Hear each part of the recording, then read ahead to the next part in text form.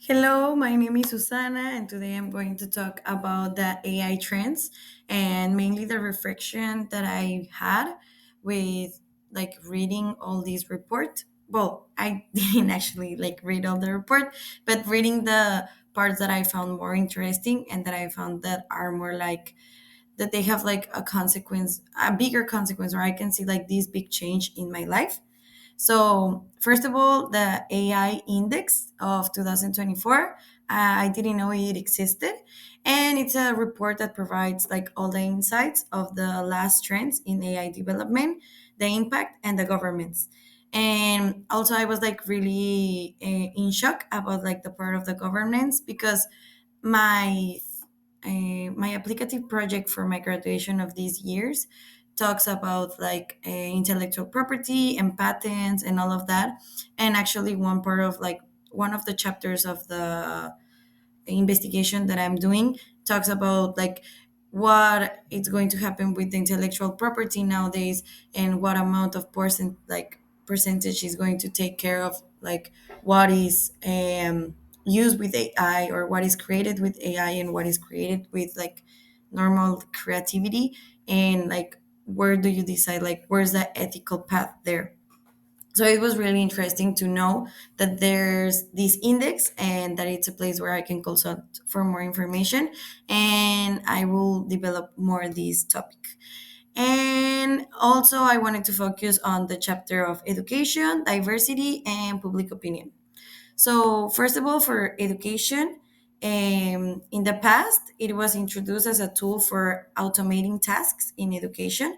So, like, for example, I don't know, like grading, or I remember a lot, like, when I was a kid, I used to do this exam and where you will just like fill the little balls, and then you will give what was this exam called, and then you will give it back, and then they will like check it, and they will check it through a machine. So it was a way of like automating some tasks. And also it was a really limited access to the AI. I also remember when I was like in primary and all of that. In general, not only AI in technology wasn't, we didn't use it that much. We didn't have that access. And I feel like I experienced the change from not using any technology to using a lot of technology. Like from writing in a book and reading everything in a book to writing and reading everything in a computer. And today I feel like I experienced not only that, because first it was like, yes, you have your textbooks, you have your books, and you take like your notes and everything, and then you have your exam on paper. And then I experienced this change where everything became like all technological and everything in the computer. But anyways, I remember there was this program that we used to do when I was in high school, that it was called Achieve 3000. And I was amazed how you can do like all the activities through internet and through like, it was such like an interactive thing. And nowadays, after the pandemic, it became something more like every day, like on university, I barely use a book, I barely take notes like on a pen and paper. I always do like all my exams through Brightspace. So it has changed a lot. And also with the AI, because I remember in high school there was not AI like ChatGPT or stuff like that you can like had access so easily. Then now in university, like you can ask whatever you want and it will answer you.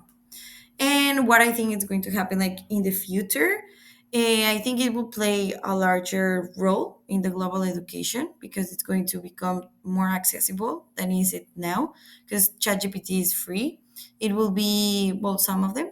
And I think it's important to regulate the ethical considerations around like AI and the learning and assessments, because I feel like nowadays it's so easy that ChatGPT makes your homework, and some teachers will not notice or some teachers will. So it's important to have like these regulations where we have to learn how to use it as a tool, but not as a replacement. And I think it's important to have this integration, and it can be like a great support for teachers and students. So I feel it's important to educate how to use it, and not just like ban it. Don't be like, no, you cannot use ChatGPT. It's a great tool, and it's I'm super grateful that we have it nowadays. But I feel it's really important, because there's like a super thin line when you do it because you want to optimize the process and make it a little bit faster and have like these better result, then that you don't want to do it, and you don't want to learn anything, and you don't want to have this effort of like working.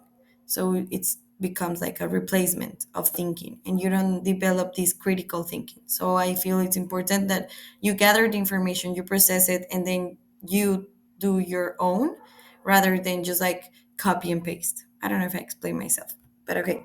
The other topic one that I chose was diversity, because I feel it has, through history in general, there has always been like a lack of diversity. And I feel like I really like this one, because nowadays it's becoming something really like more accessible for anyone. And there's a lot of, I have seen a lot of like AI scholarships, or that they have like these programs, and I think it's a great way. And it also like to have these equal opportunities in education and employment. And I feel also like processing these, for example, the CVs through an AI can give you more chance for an unbiased decision, because you are just like like you're only deciding through the like qualities that they have, rather than of their gender, their race. Like the I feel like the artificial intelligence is more unbiased on that things. And I feel like the tomorrow will be like it will have this impact on the reduction of ethical AI development. It will be more inclusive, higher in education strategies to bridge representation gaps. And also I feel it will be have like a hope for a global AI community and reflecting diverse perspectives. I don't have like a personal opinion on this part of like something in my life, because I don't feel I have used it in this way, but I have never thought it about like this concept connected to into artificial intelligence. So that's why I feel it's like super important to mention it. And the last one is the public opinion.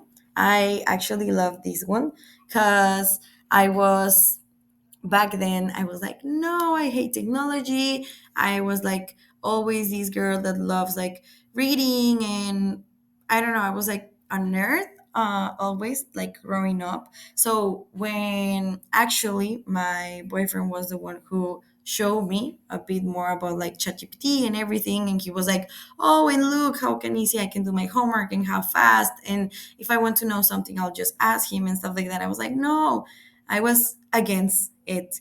And I feel like in public opinion, there's this like idea that is something super futuristic and that is a threat for jobs. And I was that person that thought that, because I was 100% sure that it replaced so much things and it automates so much things. Because I remember so much watching this movie, the Charlie and the Fábrica de Chocolates, where he, like, his dad got replaced by a machine, you know?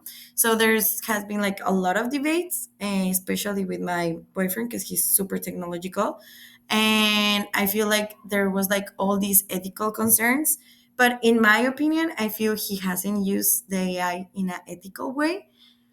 And I also feel like there's this less trust, because always like technology has been, you can see it in the movies, how they're going to conquer us or they're going to be superior than us. And that's like this fear of machines like going up us. So I feel there's like a lot of limited information, and there's a lot of like misinformation, and that's why people have this idea of intelligence, like artificial intelligence. And also, for example, with my grandpa, it's so hard to explain what is it, because he can't process. Like, I cannot imagine it. For me it was a bit difficult, and I have always have contact with technology. If for my grandpa it's like blind, like mind-blowing, you know. But I feel like today it's sorry, it's super used nowadays. People has adapted more in their daily life, and I feel like you can see it through social media. You can see it in so many places that it has been more normalized. I feel that I saw in the index that it shows mixed opinions. It shows like a lot of excitement about innovation, and there's a lot of concerns over the control and bias. And also, I feel there's an increased demands for transparency and ethical AI practices. And what I feel is going to happen in the future, public trust and AI will depend on a clear regulation and responsible implementations.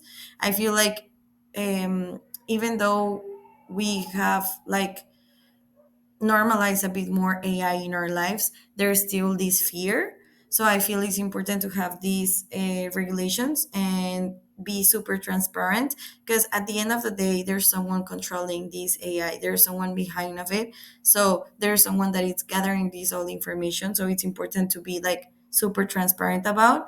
And I feel it's important that governments and organizations address this misinformation and fears of the people, and also like hope for AI to be seen as a beneficial tool rather than a threat. So I feel they all connect together, because at the end, as I always thought, education is the base for everything. So if you educate people how to use it on their advantage instead of seeing it as a threat or as a replacement, I feel it's going to change the perception of this new technology. And at the end, it's going to keep growing and it's going to keep having this much like technological advantages. So it's important that we implement it in our life in a beneficial way rather than being like scared of it.